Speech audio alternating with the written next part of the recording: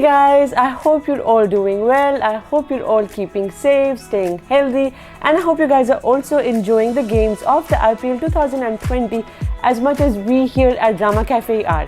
I am your host Bisma Ahmed and I'm back with another episode of Drama Fight IPL this week. In this episode, what we're going to do is we're going to take a look back at the performances of all the 8 teams so far. Now that almost all the 8 teams have had games, maybe we can pause for a bit and look back at the performances by some emerging names or maybe some below par performances by some huge names. Overall, how the teams look, what the points tables look like. So without further ado, let's begin with this video. So far, the big guns, the big names, the names that we have a lot of expectations from haven't really had a great beginning. But I know it's still quite early in the tournament to make such a statement, but it seems as if this season we're going to have the young, the emerging, the new, the fresh faces, the underdogs maybe, who will be finding success in the IPL 2020 on UAE soils. Delhi Capitals, for starters, looks to be in some sublime form.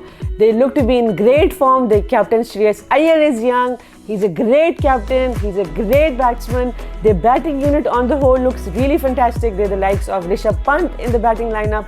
There's Marcus Stoinis. There's the captain himself, Shreyas Iyer. There's Shikhar Dhawan and there is Prithvi Shaw.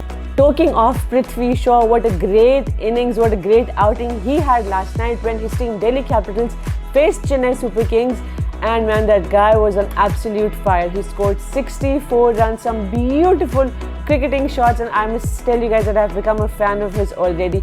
Most certainly a star in the making. So all in all, Delhi looks to be a great team, and following them is Kings 11 Punjab. Kings 11 Punjab have had 2 games till date. They've lost their first outing. They won the second one. Some great potential again coming out of the team. I see this KXIP to be the strongest in a very long time. Their top performer is the captain himself, KL Rahul. What an absolutely beautiful knock he played the other night, scoring 132 not out, which is the highest score in the IPL by an Indian. Some brilliant piece of batting there, some great shots, fantastic sixes.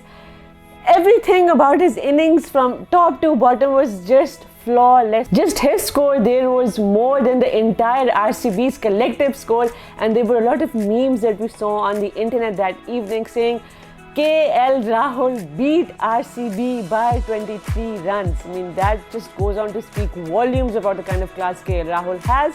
And altogether, Kings 11 Punjab look to be very promising this IPL.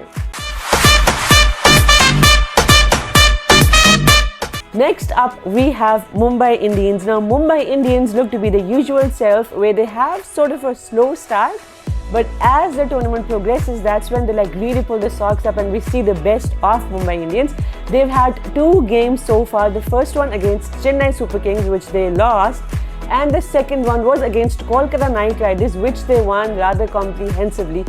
And the star for Mumbai Indians, at least so far, is the captain himself, the hitman Rohit Sharma, who played another brilliant knock in the last game. He scored some 80 odd runs off 54 deliveries, some beautiful cricketing shots, some great sixes. And talking of sixes, it reminds me, I must tell you guys, that he has now joined the elite power hitters club of the IPL by scoring 200 IPL sixes. Oh my god. Up next, we have Rajasthan Royals, who've just had a single outing this IPL this far, and they have a rather decent looking combination. Steve Smith is leading Rajasthan Royals, and him along with another youngster called Sanju Samson opened the innings for Rajasthan Royals the other day in Sharjah, and boys and girls, they were on some absolute fire, both scoring massively for their side. But the star that evening remained Sanju Samson, who scored a blistering 74 runs off just a few deliveries. I think they were 32 or 34 deliveries, but a brilliant knock there. There was a storm in Sharjah that evening, and if I may call it the Sanju storm, I will not be wrong. There were sixes everywhere.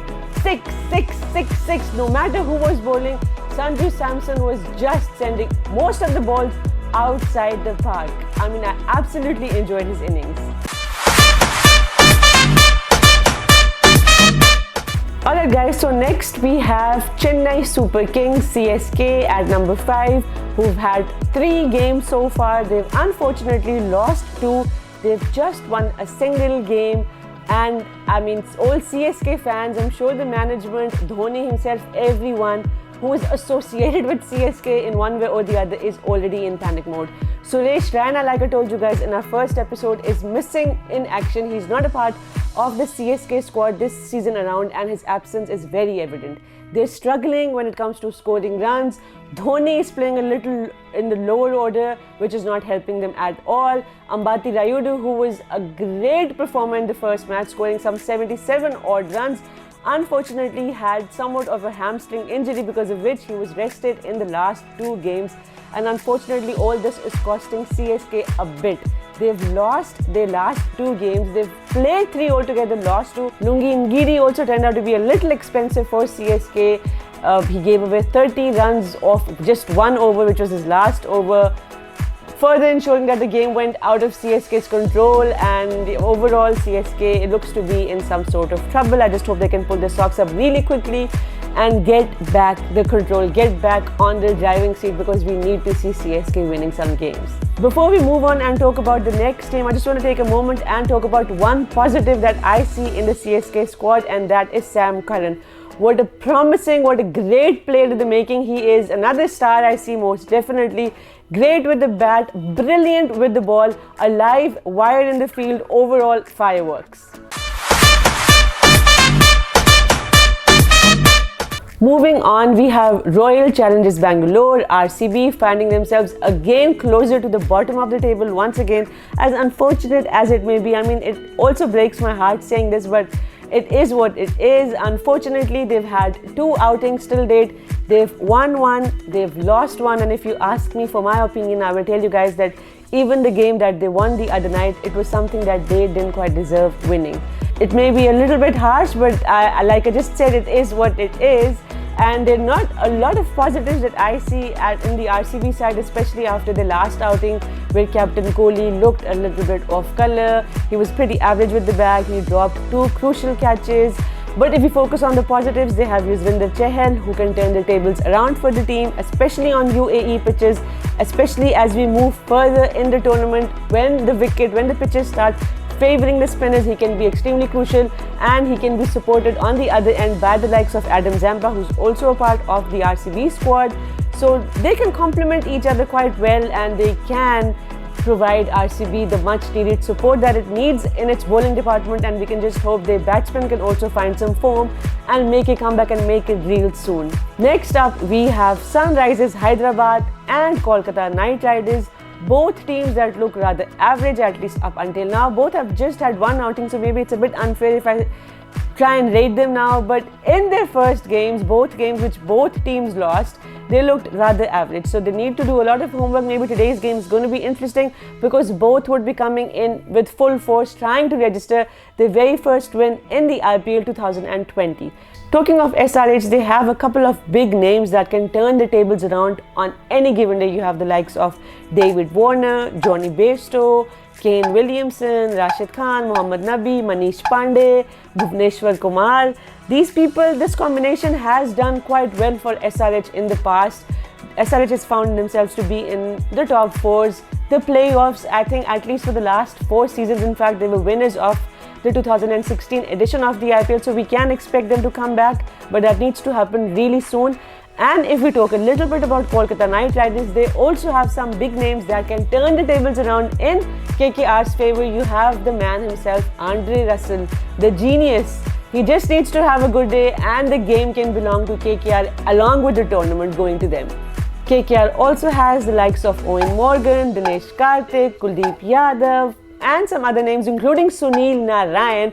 So they also have a lot of potential. It's just about playing the right game on the right day and focusing on your net run rate, because remember guys, margin of defeat plays an extremely important role, especially towards the end of the tournament, where your net run rate will cost you that spot in the playoffs. Let's briefly look at the points table before I take you leave.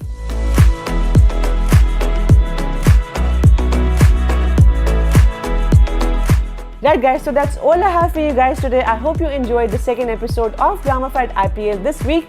Please leave us your comments, please like us, follow us if you haven't already done so, and I shall see you guys next week with a brand new episode of Drama Fight IPL this week. Look after yourself, look after your loved ones. This is Visma Ahmed signing off.